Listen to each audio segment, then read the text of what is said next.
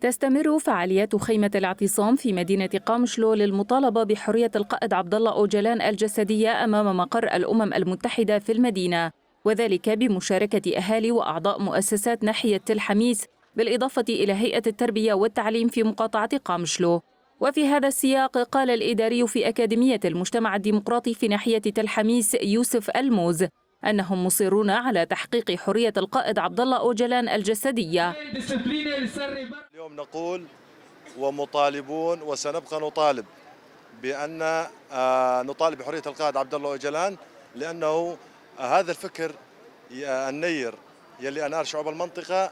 حزب العدالة والتنمية التركية لا يتناسب هذا الفكر مع سياستها، لأن سياسة حزب العدالة والتنمية دائما تهدف إلى سحق الشعوب يلي تنادي بالحرية. بدوره تحدث الرئيس المشترك للجنة المحروقات في ناحية تل حميس هيال الخوير أنهم كشعوب المنطقة كافة سيستمرون بنضالهم حتى فك العزلة عن القائد. ارتأينا اليوم أن نظام هذه الفعالية الخاصة بحرية القائد عبدالله أوجلان، القائد الذي كان قائدا لجميع شعوب المنطقة.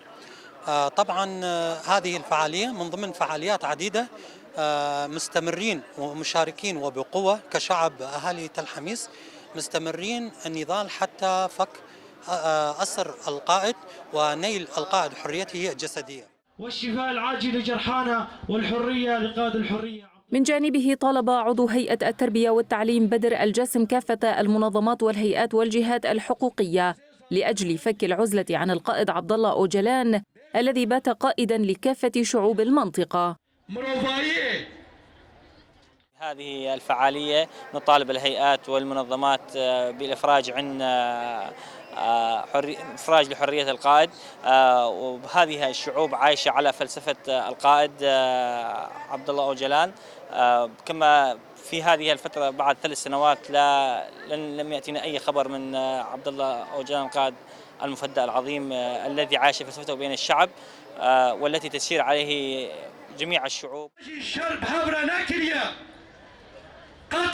هذا وكانت المبادرة الشعبية لشمال وشرق سوريا افتتحت في 17 من تشرين الأول الجاري خيمة اعتصام أمام مبنى الأمم المتحدة في مدينة قامشلو تحت شعار الحرية للقائد عبدالله أوجلان، الحل للقضية الكردية، وتستمر لمدة 7 أيام متواصلة.